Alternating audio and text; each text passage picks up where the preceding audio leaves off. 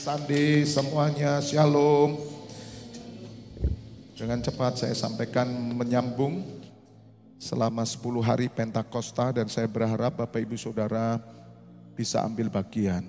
Ya, memang kalau secara manusia berpikir ya ini peringatan, tapi bagi orang percaya peringatan itu sebuah realitas surga.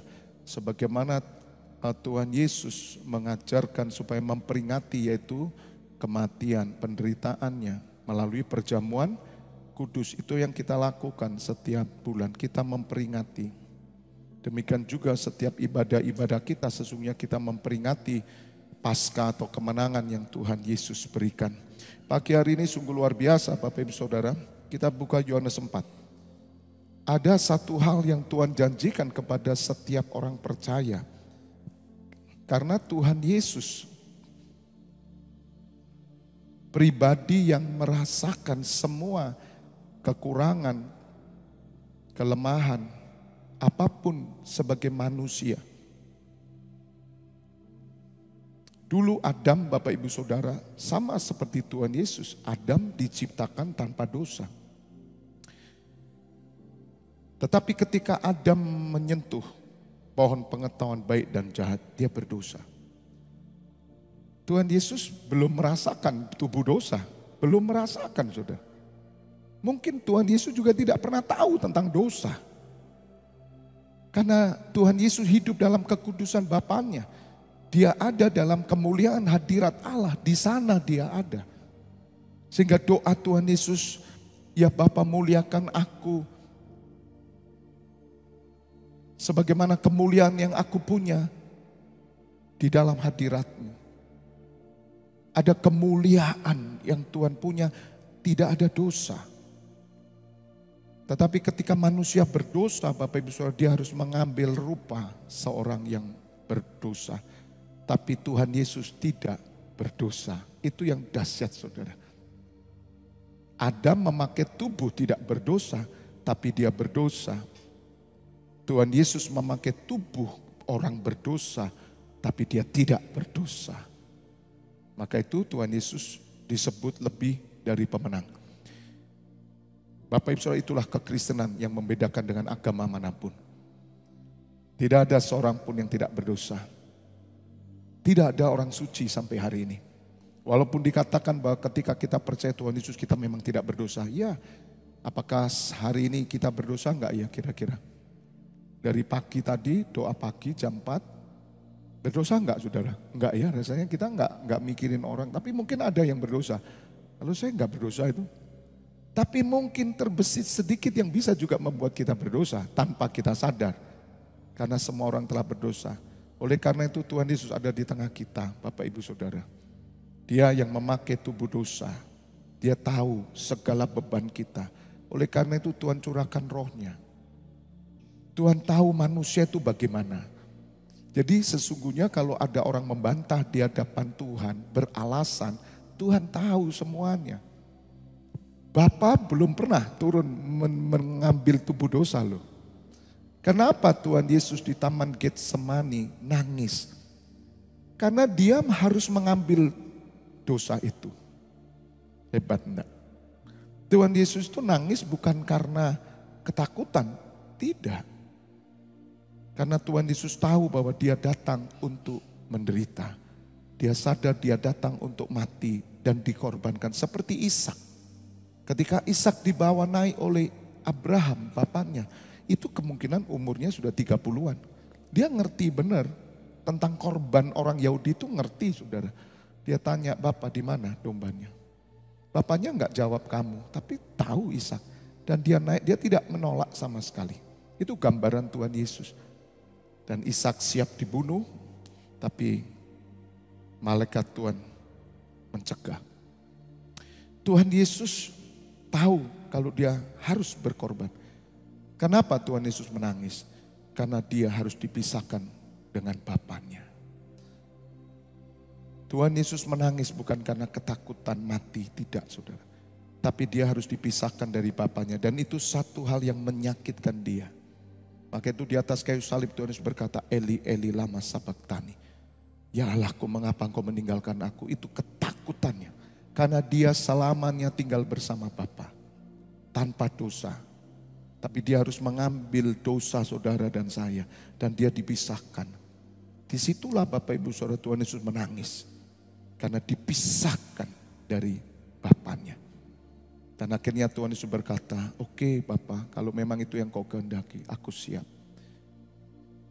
Dan Tuhan Yesus dapat menyelesaikan sampai di titik akhir.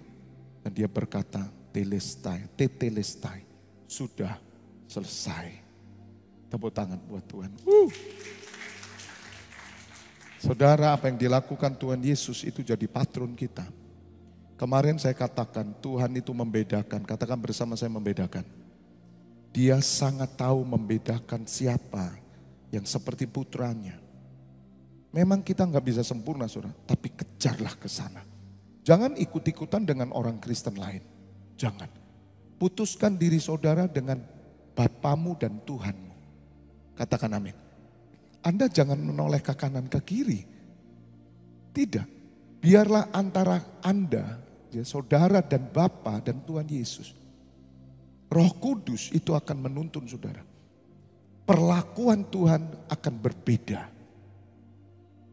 Dengan orang-orang yang seperti putranya. Dan Tuhan Yesus mengkhususkan dirinya.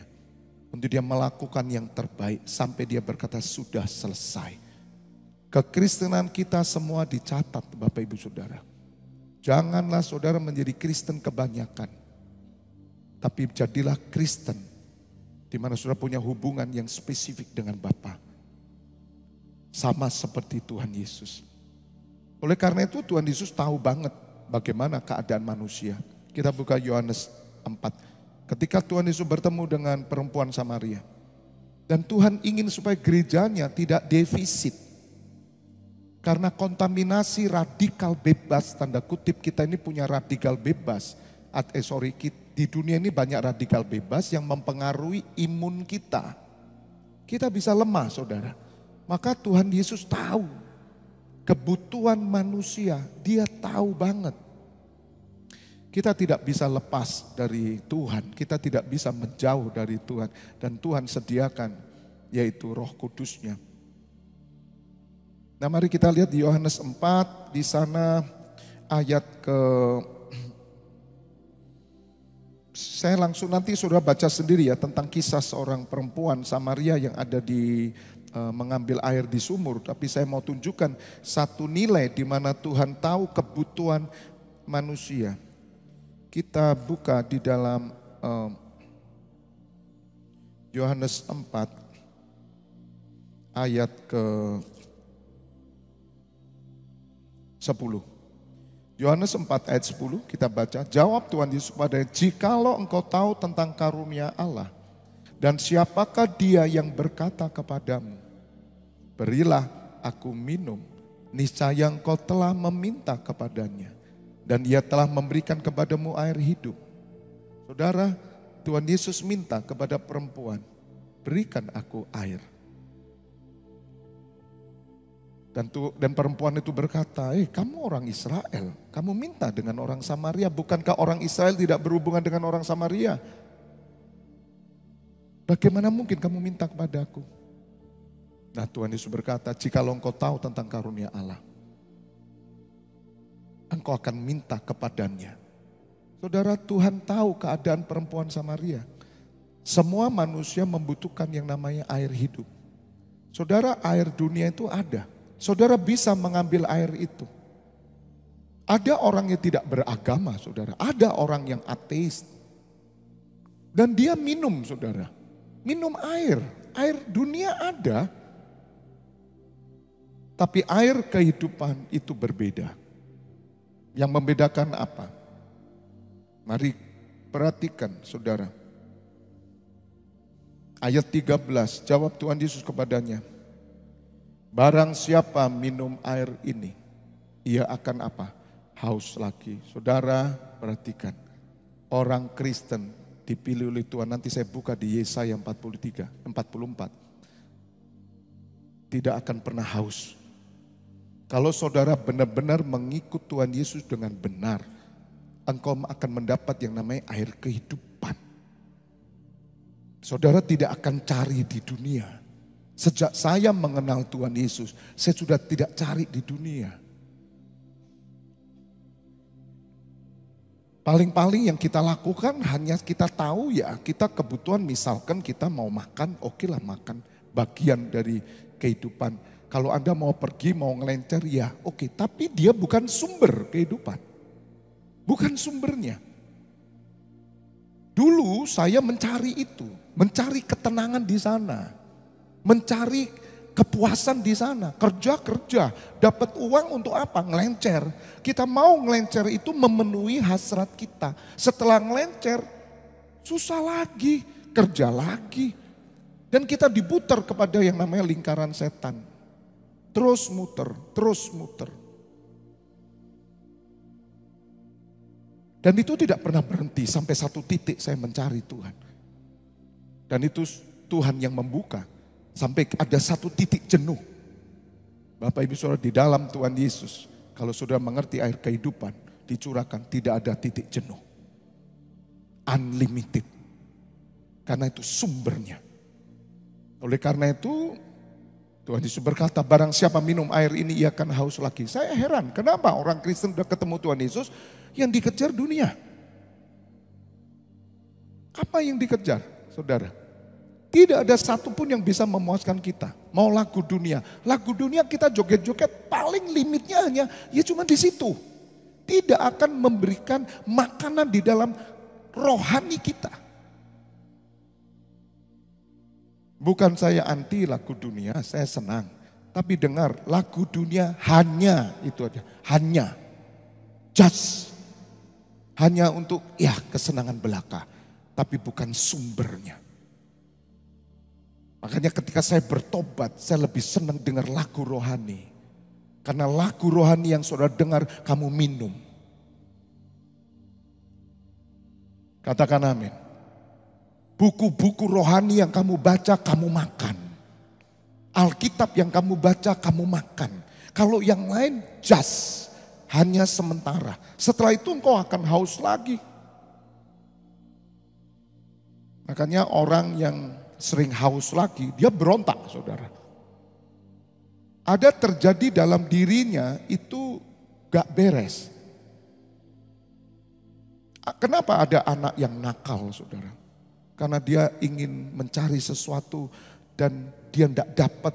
Kemudian dia membuktikan sesuatu dalam dirinya, ditunjukkan. Sebetulnya dia mencari sesuatu, ditanya kamu cari apa toh nak?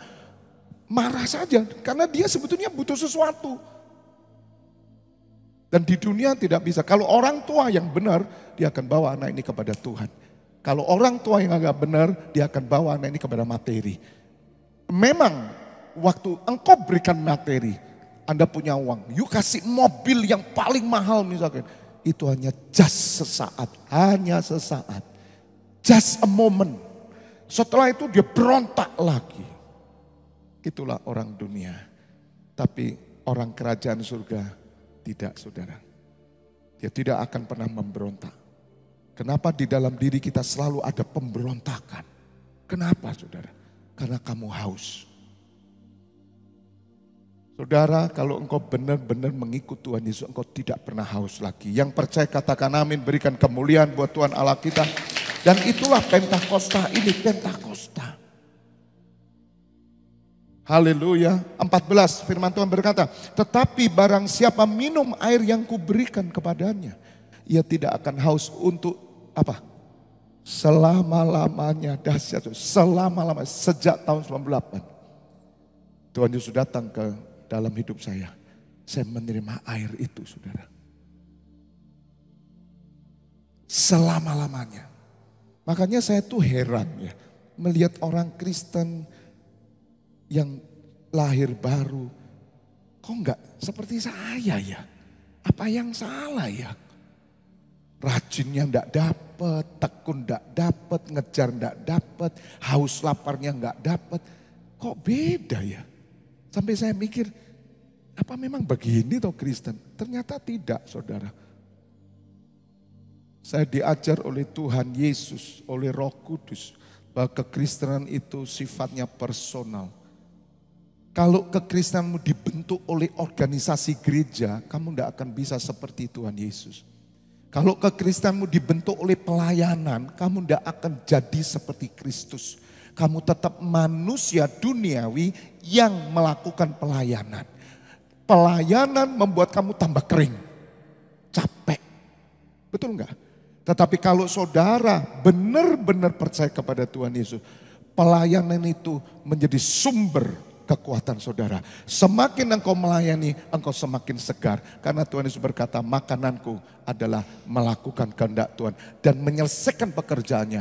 Tuhan Yesus tidak pernah loyo. Pelayanan menjadi energi dalam hidup saudara. Tapi kalau saudara tidak menemukan air kehidupan itu, saudara tidak akan bisa kuat. Dan banyak orang pelayanan menjadi pelarian. Karena mikir dia pelayanan, dia lari dari masalah. Tidak. Justru engkau dalam pelayanan menjadi sumber masalah. Tapi kalau saudara benar-benar melayani karena kau mengasihi Tuhan, maka pelayananmu akan jadi berkat buat semua orang, buat jemaat yang kau layani. Mereka akan mengalami air hidup, katakan amin. Ketika saudara mengangkat tangan, Anda memuji Tuhan, Anda melayani musik, Anda melayani soundman, Anda melayani kamera, itu keluar urapan yang dari Tuhan itu aliran air. Orang lihat misalkan Agustinus ini, Agus melayani kamera, saudara ada yang keluar yaitu air. Dan saudara akan haus dan rindu karena Anda punya passion di pelayanan itu. Dan Anda akan mengejar di sana. Bukan cuma tampil. Tapi iblis bikin ini jadi panggung. Tuhan ingin mimbar ini jadi mesbah. Tapi iblis bikin jadi panggung. Kalau panggung saudara, Anda tidak perlu air. Anda cukup air yang di dunia. Pokoknya dompetmu tebel, kamu cukup dah. Mau pelayanan enak. Makanya waktu tanggal tua nyanyinya beda. Tanggal muda langsung ku menang bersama. Begitu tanggal tua, ku berserah. Ku tahu Tuhan pasti buka. Itu sudah tipis dompetnya. Nanti kalau tanggal 1 lain lagi nyanyinya. Haleluya. Lihat aja WL yang selalu tidak punya air hidup, airnya dari dunia, ya gitu modelnya. Dan saudara juga ikut-ikutan, karena transfer spirit, kering, dia kering. Seorang yang melayani Tuhan harus full of spirit, harus penuh air. Kalau saya kering, Anda kering. Anda gak dapat apa-apa. Anda mengerti gak? Itu yang Tuhan Yesus katakan, tolong buka dalam Yohanes 7 ayat 37. Mari sudah mengerti, semua pelayanan itu adalah mengeluarkan air hidup. Makanya lagu tadi puji Tuhan. Tuhan hadir di rumah ini. Loh di mana Tuhan hadir di rumah ini? Ketika Anda dipenuhi oleh roh. Tuhan hadir di dalam diri saudara. Ada air kehidupan. Ada damai sejahtera Allah. Itu rahasia pelayanan. Tapi kalau pelayananmu didasari oleh air duniawi saudara. Kamu cari dulu air yang mencukupkan kamu, baru kamu pelayanan. Tapi ketika air itu gak ada kering, kamu pelayanan. Saudara defisit. Karena saudara sebetulnya mengeluh. Ya. Berbeda sekali pada hari terakhir, yaitu pada puncak perayaan itu, Tuhan Yesus berdiri dan berseru, barang siapa haus, baiklah ia datang kepadaku dan apa? Minum. Minum nak. Ayat 38. Barang siapa percaya kepadaku, dengar, percaya kepadaku. Trust in the Lord. Percaya itu menaruh hidupnya di dalam Tuhan. Seperti yang dikatakan oleh kitab suci, dari dalam hatinya akan mengalir apa? Aliran-aliran air hidup. Ayat ini sinkron dengan Yehezkiel 47. Dari bait Allah mengalir air kehidupan. Semata kaki, selutut, sepinggang, sampai seleher, dan sampai berenang-renang. Kehidupan orang percaya itu dipenuhi dengan air kehidupan. Saudara harus mengerti ini. Apalagi dalam pelayanan roh. Dalam pelayanan roh Anda harus full of the Spirit. Penuh dengan roh. Atau penuh dengan air hidup. The living water. Saudara yang saudara dapat di dunia Anda minum, itu bukan the living water. Bukan. Karena the living water itu hidupmu mengalir keluar kepada orang lain dan memberikan kehidupan. Itu bukan inspirator. No. Kalau cuman inspirator, Anda enggak usah jadi Kristen. Ya ngerti, katakan amin.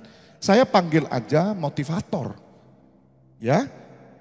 Datang ke sini, Anda akan diinspirasi, kemudian kamu keluar, kamu mendapatkan pencerahan. Terus kamu mau lakukan coba. Dan kamu berhasil sukses. Tapi kamu gak punya air hidup. Tuhan Yesus datang. Beda. Karena untuk memperoleh air hidup kamu harus beri hidup. Katakan amin. Sekali lagi. Kalau kamu mau menerima air hidup, kamu harus beri hidup ke Tuhan. Kalau motivator, mereka cuma kasih inspirasi. Anda nggak perlu kasih hidup sama motivator. Dan orang pikir, orang Kristen tuh pikirnya jadi inspirator, ya inspirasi sebagai inspirator, jadi inspirasi, kemudian orang lain nanti niru hidup saudara. Bagaimana? Mereka akan kering lagi. Karena yang keluar daripadamu bukan air hidup. Air hidup itu saudara ya. Tuhan Yesus itu punya apa sih? Rasul Petrus berkata, emas dan perak tidak ada padaku. Tapi yang aku punya. Ini loh saudara. Saudara gak punya gelar. Saudara tidak punya kekayaan. Sama sekali. Sama seperti Tuhan Yesus miskin. Tetapi orang akan mencari saudara. Karena apa? Yang keluar air hidup. Dan itu hanya bisa dirasakan dengan roh. Dengan spirit. Kenapa orang Israel menolak Tuhan Yesus? Jelas kalau saudara orang Israel, engkau pun bagian dari menolak Tuhan Yesus. Kenapa? Gak cocok. Gak cocok untuk jadi Mesias. Tuhan Yesus itu buruk rupa. Maaf ya, mungkin ganteng saya loh saudara. Ya, surat Yesaya 53. Jadi gambaran Tuhan Yesus yang sudah bangkit itu memang berubah. Karena wajah kemuliaan sampai ganteng gitu loh. Inner beauty itu mengeluarkan, itu wajahmu jadi ganteng gitu loh. Jadi cantik. Tapi waktu Tuhan Yesus di dunia, ditolak. Raja Daud ganteng. Raja Saul ganteng. Fabianus. Haleluya. Anda kok iri tau sama saya, rasa wajahmu wajah tidak terima gitu rasanya. Haleluya. Tidak cocok, tolong buka Yesaya 53 supaya saudara tahu. Kenapa Tuhan izinkan kamu ada di titik rendah supaya muncul bahwa kamu punya air hidup. Kalau saudara mengerti kebenaran ini, engkau tidak tergantung pada apa yang kau punya. Engkau menghidupkan yang mati. Karena ada otoritas Allah. Sebagai taruh ia tumbuh di hadapan Tuhan. Dan sebagai tunas dari tanah apa saudara? Tanah kering. Ia apa saudara? Tidak tampan. Tuhan Yesus tidak tampan. Orang Israel gak mau. Saul itu tinggi besar. Ganteng. Makanya waktu mau memilih Daud, Nabi Samuel juga sempat salah karena kakaknya Daud itu ganteng-ganteng, tinggi-tinggi. Daud juga elok rupanya. Musa gimana? Elok rupanya. Sampai putri Firaun jatuh hati. Tuhan Yesus tidak elok. Kenapa kok gambaran sekarang elok? Setelah dia dimuliakan. Namanya saja tidak didengar orang kok waktu di bumi. Makanya kalau Tuhan Yesus tidak menyelesaikan dengan kemenangan, namanya tidak berkuasa. Nama Yesus itu di bumi loh saudara. Nanti di surat Wahyu saudara akan mengetahui namanya lagi. Ingat loh, Nama Yesus hanya berkuasa ketika Tuhan Yesus menyelesaikan di atas kayu salib dan dia berkata tetelestai. Kalau Tuhan Yesus gagal saudara, nama itu sama sekali tidak berkuasa dan iblis menginjak nama Yesus di bawah kakinya. Tapi karena Tuhan Yesus tampil sebagai pemenang, dia menang, dia mati, dia bangkit mengalahkan musuh. Iblis keder dengan nama Yesus. Siapa yang memakai nama Tuhan Yesus, iblis lari daripadanya. Saudara, Tuhan Yesus tidak tampan, semaraknya pun, saudara tahu semarak. Aura wibawanya itu loh tidak ada. Gak cocok sama sekali jadi imam, gak cocok jadi raja. Wajar dong orang Israel menolak.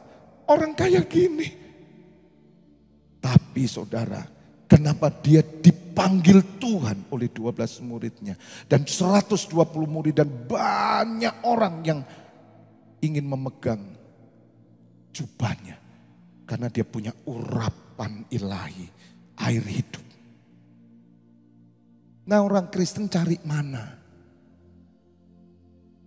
Orang Kristen tidak percaya ada air kehidupan masalahnya. Oke pakai kalung salib. Tapi dia cari sumur dunia. Sama seperti perempuan itu. Dan Tuhan Yesus melihat perempuan itu. Kamu kering nak. Kamu kering. Kamu kering. Kamu cari sesuatu terus. Kamu tidak akan berhenti mencari. Nah kembali saudara lihat. Kalau saudara punya air kehidupan Anda tak tergantung dengan apa yang ada padamu. Sejak saya percaya kepada Tuhan Yesus. Saya punya confidence. Over confidence. Sampai pendeta saya dulu berkata kamu terlalu overconfident. Saya diam saja tapi hati saya betul yes. Dan saya harus overconfident. Waktu itu saya dinasihati dilarang. Kamu terlalu overconfidence di atas mimbar. Saya diam, saya tidak bantah. Hati saya berkata I have to overconfidence for God. Sebab ini bukan panggung. Kalau Indonesian Idol Anda nyanyi tidak boleh over saudara, Anda gagal. Tapi saya nyanyi bukan di panggung Indonesian Idol atau American Got Talent. Tapi saya nyanyi di mesbahnya surga. Kalau ini mau ngomong panggung, ini panggungnya surga. Yang menonton Bapa kita di surga. Dan Tuhan Yesus katakan amin. We must overconfident. Kita percaya bahwa kita di dalam dia, dia di dalam kita. Dan kita mau beri yang terbaik. Penyembahan pujian kita seluruh segenap hati. Semuanya. Tepuk tangan buat Tuhan. Saya tidak mentaati, tapi saya diam. Saya berpikir bagaimana orang tidak overconfident ketika ketemu Tuhan Yesus. Dan saya tahu saudara ada banyak pendeta tidak overconfident karena dia tidak hidup benar. Apa yang dikhotbahkan tidak sama dengan apa yang dia ada lakukan. Sungguh loh saudara. Orang kalau munafik dia tidak bisa overconfident. Kalau orang sudah overconfident dalam Yesus, dia tidak takut kehilangan nyawanya. Pelayanan bagi dia itu hidupnya. Sumbernya. Katakan amin. Gambar diri saya pulih total. Sejak itu saudara saya tahu saya diurapi Tuhan. 26 tahun saya berjalan dalam urapan Tuhan. Siapa Fabianus? Sampai hari ini saya bertahan tidak ada gelar. Supaya saya menunjukkan air kehidupan ada di dalam saya. Ada orang yang mencari gelar. Gelar sebagai bukti. Supaya Anda layak berbicara. Tuhan Yesus tidak punya gelar. Murid-murid yang tidak punya gelar. Tapi dia punya living water. Dan saudara akan membuktikan nanti. Orang akan mendengar saudara siapa saudara. Rasul Paulus berkata, dulu kami orang yang tidak dikenal. Dulu kami orang yang tidak terpandang. Tetapi sejak percaya Tuhan Yesus, kami dipandang orang, kami dipuji orang, dimuliakan. Bagaimana mungkin? Satu contoh aja ya saudara, supaya saudara ngerti living water yang dari Tuhan Yesus ya. Yang membedakan. Oh, mantan narapidana itu kan sudah skakmat ya, matilah dalam hidupnya. Apalagi tatoan Ya, mantan pembunuh, pemerkosa, penipu. Siapa yang mau pakai? Dunia nggak akan pakai, saudara. Tapi ketika orang ini berjumpa dengan Tuhan Yesus, living water masuk. Kesaksian hidupnya yang kotor diubah jadi anggur baru. Dia datang, dia bersaksi, orang diberkati dan nangis. Aneh enggak? Itulah Tuhan Yesus kita. Tepuk tangan. Itu dia. Nah, masalahnya kita enggak pernah menjaga Tuhan Yesus sebagai Tuhan dalam hati kita. Kita tidak pernah menguduskan dia sebagai Tuhan yang terus berdiri dalam hidup kita. Kita mulai sombong. Kita mau meninggalkan dia keluar. Kita mau pakai kekuatan kita. Anda mau overconfident dengan kekuatanmu. Jebol kamu. Kamu akan jatuh dalam kesombongan. Dan pada akhirnya you kembali kepada Tuhan Yesus. Keledai itu akan dia tetap diduduki Tuhan Yesus. Kalau dia tetap merendahkan diri. Dan membiarkan Tuhan Yesus untuk duduk di punggungnya. Dia harus membungkuk. Kalau dia mulai sombong. Dia berdiri, Tuhan Yesus jatuh, saudara. Betul? Kenapa ada hosana? Keledai ini beruntung sekali. Keledai liar. Keledai yang belum pernah ditunggangi.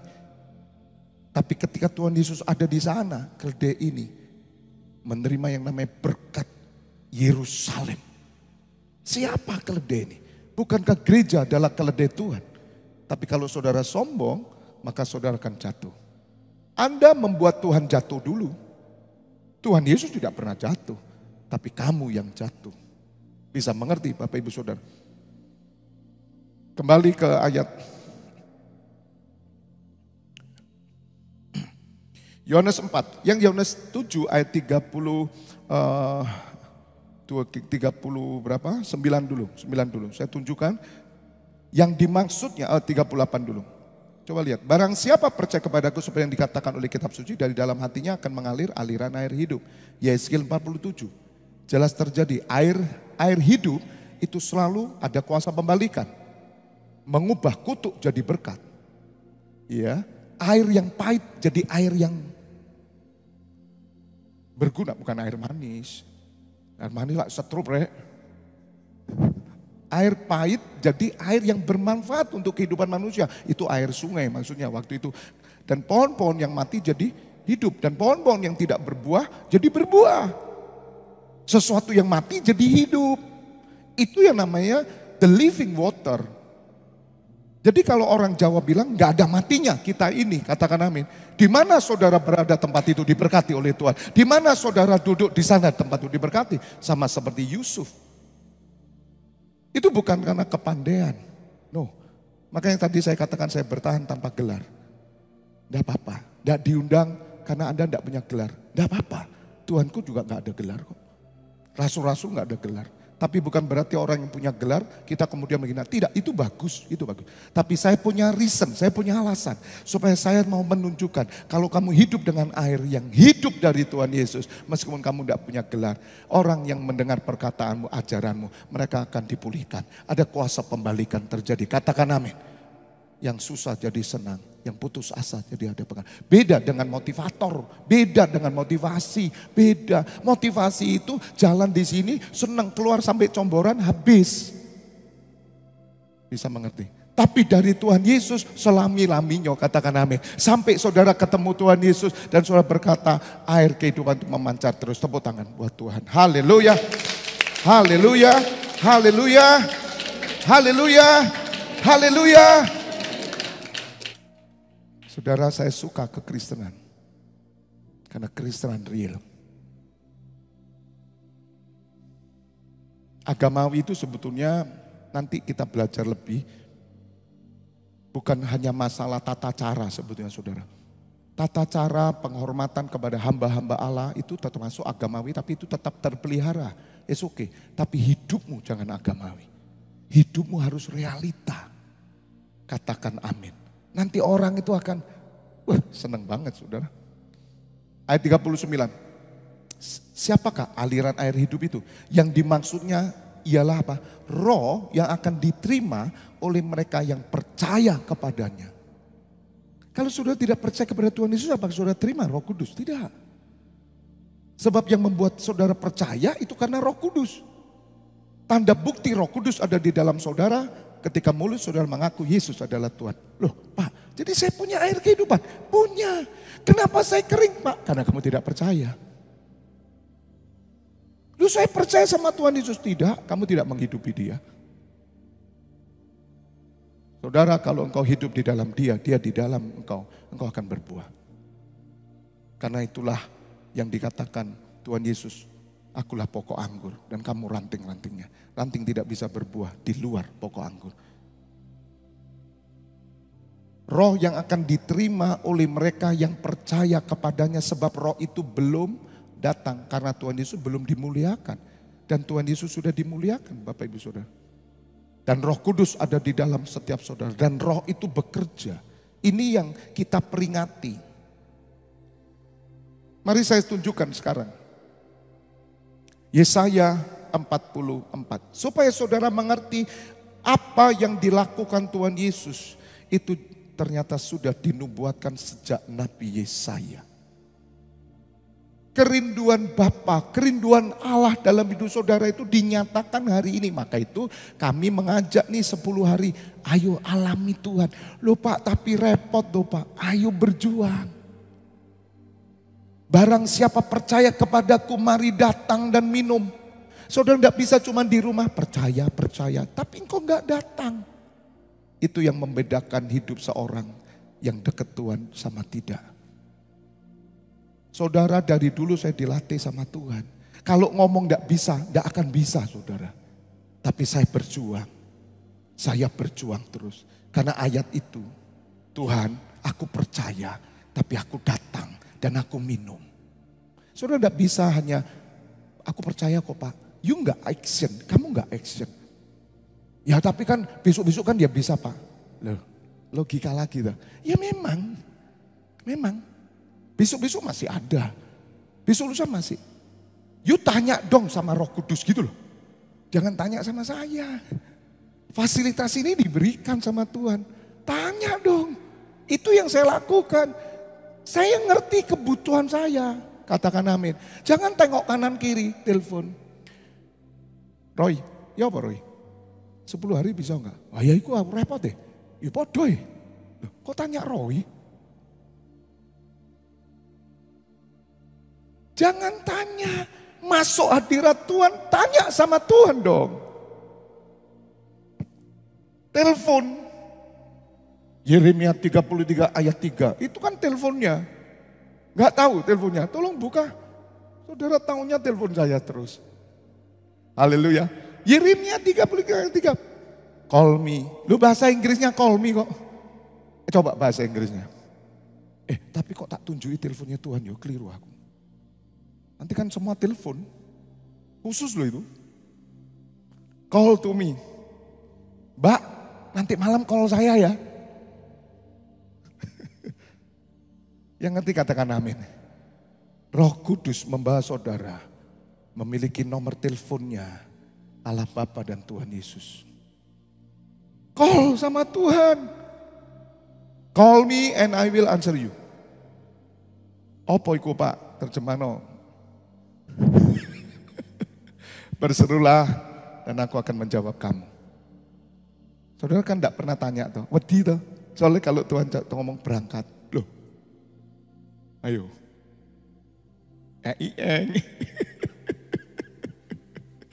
Makanya hidupmu beda.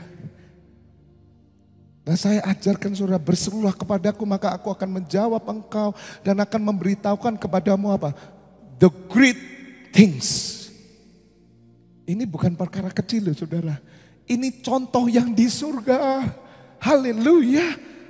Ibadah berguna dalam segala hal. Opo Pak, ibadah terus. Pokek. Kan gitu toh.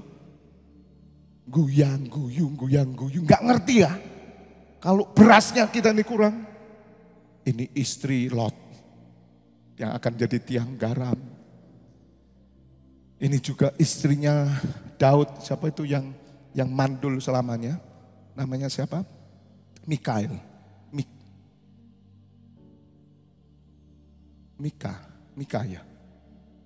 ya. Itu mandul loh. Gara-gara apa? Daud itu nari-nari di hadapan tabut Tuhan dengan dibuka kaosnya. Dia nari dari atas rumah atap ngelihat ini raja. Ngomong sama dayangnya, bosmu loh. Wih sini bosmu. Ayo, banyak enggak yang wanita kayak gitu? Mandul sampean. Ayo, bosmu tuh goblok. Loh, saudara, Tuhan tahu dong. Tuhan tahu. Itu orang diurapi. Lihat. Goblok memang, ngisin-ngisini. Wis tahu itu loh. Nari-nari kayak gitu itu loh. Di hadapan itu wanita tok itu. Hah? Gimana? Saudara tahu Alkitab mencatat sejak itu dia tidak punya anak selama-lamanya. Karena dia menghina apa yang Daud lakukan. The great things. Ibadah pelayanan perkara besar. Anda menghina ibadah pelayanan. Mandul kamu. Secara lahir, secara rohani kamu tidak akan berbuah. Dan kamu tidak akan dapat mahkota. Orang yang menghina pelayanan. Orang yang menghina, memuji Tuhan dan menghina orang diurapi, kamu akan mandul. Dan kamu tidak bertumbuh dan kamu bahaya tertolak. Bertobat. Karena ada roh di sana. Katakan amin. Kembali ke ayatnya tadi, itu kolminya minggir ya, udah cukup itu, nanti kita bahas satu hari aja. Mari kembali ke, tadi saya mau tunjukkan ke Yesaya 44 ayat pertama. Sampai 8 saya tunjukkan, tolong pemusik siap ya. Karena ini akan berlanjut terus saudara. Maka saya janji 10 hari saudara punya ilmu yang tinggi nanti. Itu kalau Rasul Paulus saudara masuk ke level surga tingkat ketiga. Ya. Yesaya 44 ayat pertama, tetapi sekarang dengarlah hai Yakub hambaku dan hai Israel yang telah apa saudara?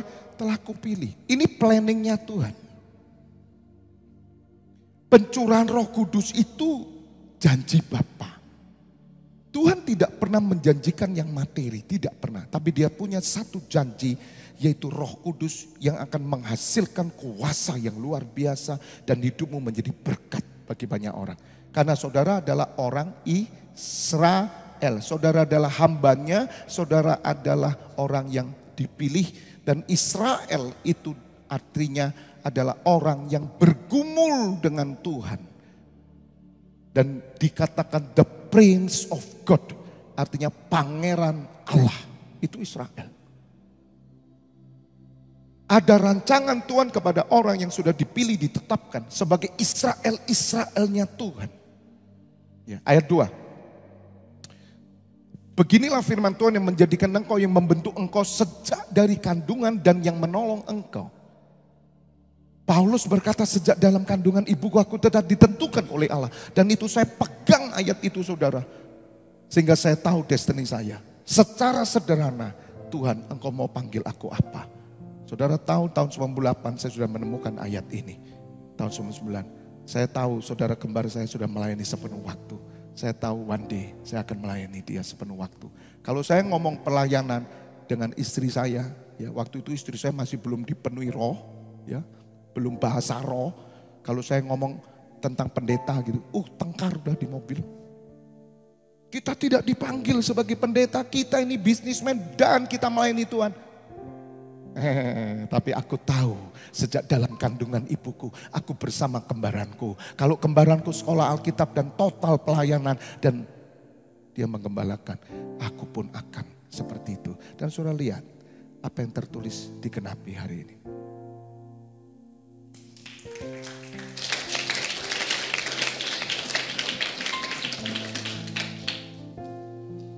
Ngerti saudara? Saudara harus jadi orang yang berani berkata kepada keluarga saudara, apa yang ditulis di Alkitab digenapi dalam hidupku. Lihat hidupku. Lihat. Makanya saudara tidak boleh main-main kekristenanmu. Dan Tuhan masih punya orang diurapi terus dan sampai hari ini tetap bekerja. Sebagaimana para nabi rasulnya. Dia punya orang-orang spesifiknya dia. di mana karyanya bekerja penuh tanda-tanda ilahi, tidak pernah saudara diabaikan. Satu iota pun dalam perjanjian lama terjadi. Dalam kandungan ibu kita loh saudara. Kalau Tuhan bekerja dalam hidup saya, apalagi dalam hidup saudara juga, katakan amin. Semua bekerja. Saya kemarin waktu doa penyembahan di Relangsep, saya sempat sampaikan, kan saya berbicara tentang waktu itu Tuhan teguhkan tentang the great things. Bahwa kita ini memiliki roh yang lebih besar dari segala roh yang ada di dunia. Dan kita ini adalah orang-orang yang dipercaya pada hal-hal yang besar. Ya. Dan waktu itu saya sudah diteguhkan, apakah minggu saya sampaikan, Tuhan itu gini saudara, coba kamu itu ingat toh, pekerjaanku yang memulainya, permulaan pekerjaanku dari hidupmu. Karena itulah Kejadian, kalau di surat Kejadian itu terus sampai Wahyu. Tidak selesai, belum selesai kalau Wahyu digenapi baru selesai. Sama, coba kamu ingat toh, kapan aku memulai sesuatu dalam hidupmu yang kau tahu itu aku.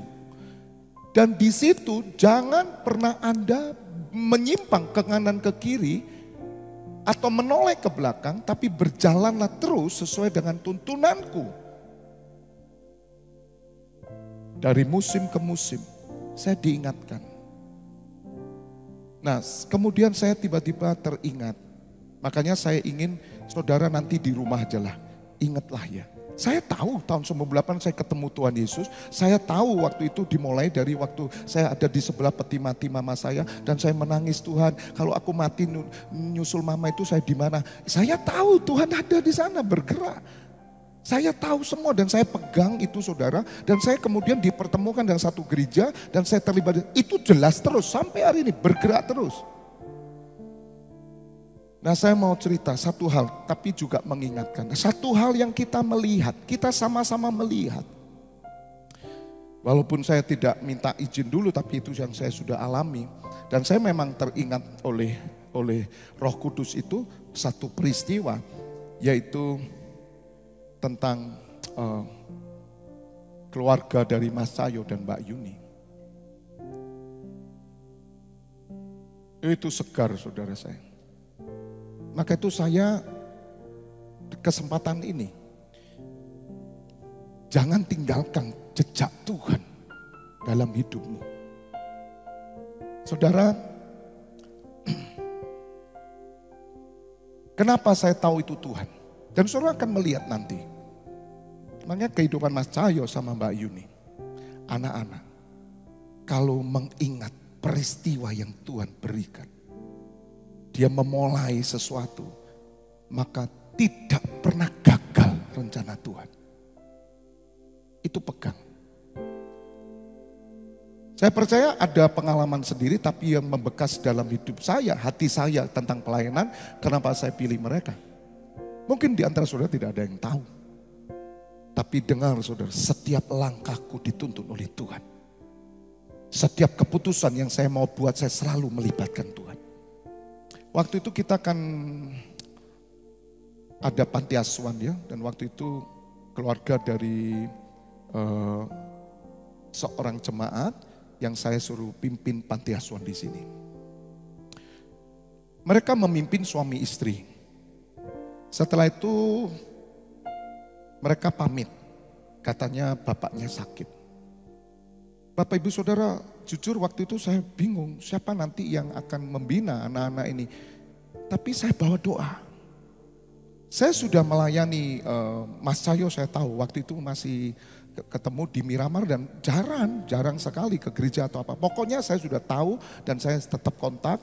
Ketika saya ketemu seseorang, biasanya ya saudara, itu secara spirit itu masih saya pegang gini loh saudara.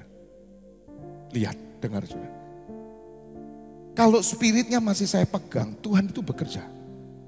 Tapi kalau sudah saya lepas, gini, ya sudah, enggak ada. Tapi enggak itu. Padahal masih ya bantu-bantu aja saya tahu dan masih belum mengalami yang namanya perjumpaan saya pribadi dengan Tuhan dengan benar-benar. Di tengah saya waktu itu mencari, waktu itu masih ada Pak Tri juga, Putri masih ya. Sempat kita ngomong siapa ya nanti yang gantikan ini ya. Saya doa. Tiba-tiba Mas Ayo tuh telepon. Pak, istri saya mau ke luar negeri. Betul ya Mbak Yuni ya? Masih ingat gak itu? Itu gak boleh lupa.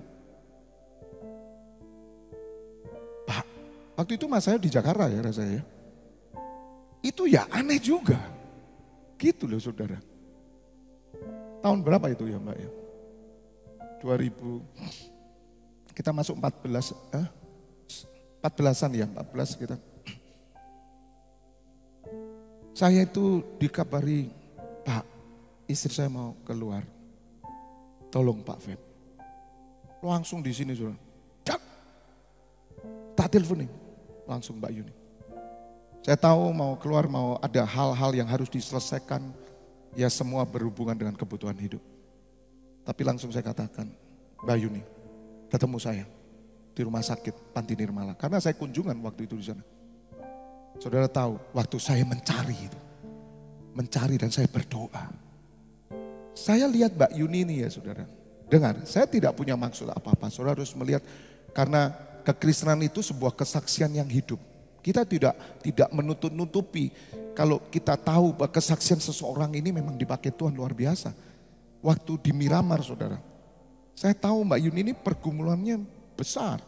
Itu kalau doa saudara, ini saya lihat Mbak Iki bahasa rohnya kenceng saudara. Terus berdoa bahasa roh. Tiap kali ibadah saya lihat, ini ada apa ya? Nah, waktu saya berdoa dengan Tuhan, telepon tadi, muncul itu wajahnya. Makanya tidak kebetulan, tapi saya simpan. Kan saya tidak tahu kehidupannya bagaimana, tapi saya tahu dia mengerang. Dan waktu itu saya langsung katakan, Mbak, saya tidak ngomong persoalan kenapa mau keluar negeri. Mbak, ikut aku ayo. Kamu mau enggak? Melayani Tuhan. Itu yang saya cari Pak. Tepuk tangan buat Tuhan. Saya mau Pak. Saya mau melayani Tuhan. Ikut aku Pak. Masuk panti pegangan. Nanti suamimu nyusul. Saudara lihat. Itu Tuhan ingatkan. Jejak Tuhan jangan pernah dihapus. Dan saudara mengetahui. Kenapa kok Mbak Yuni yang terpilih? Itu bukan sekedar saya seperti dadu gitu, tidak. Tuhan punya rencana. Asal taat. Dan Tuhan mulai bergerak. Dengan segala proses yang ada. Sampai mereka bergumul dengan Tuhan. Seperti Yakub. Dan mereka akan menjadi the Prince of God. Israel, namamu bukan lagi Yakub, tapi Israel. Saudara akan melihat, itu saya pesan buat keluarga Mbak Yuni Mas Cahyo, ingat itu. Tidak pernah dilupakan sama sekali, saya ingat total. Dan Tuhan tunjukkan, suruh umatku ingat apa yang kukerjakan. Dan jangan emosi, jangan keburu-buru memutuskan sesuatu dengan apa yang Tuhan sudah teguhkan. Makanya itu saudara tahu pergumulan begitu hebat, tantangan pencobaan yang ada di panti asuhan dengan memelihara, merawat 40 orang anak-anak dari luar pulau. Begitu terjadi pukulan apapun, saya ditekan kanan kiri, muka belakang, atas bawah, babak belur saudara. Ada orang ngancam saya mau keluar kalau enggak ini, enggak itu. Karena saya tahu ada rancangan Tuhan dalam hidupnya Mas Cahyo dan Mbak Yuni. Maka saya katakan tetap bertahan sampai Tuhan Yesus datang. Maka engkau akan melihat karya Tuhan dalam seluruh hidup dan keluargamu menjadi kesaksian. Itu pekerjaan roh dan itu air hidup. Jangan dikotorin. Haleluya. Karena itulah umat pilihan yang sudah diteguhkan Tuhan. God bless you all.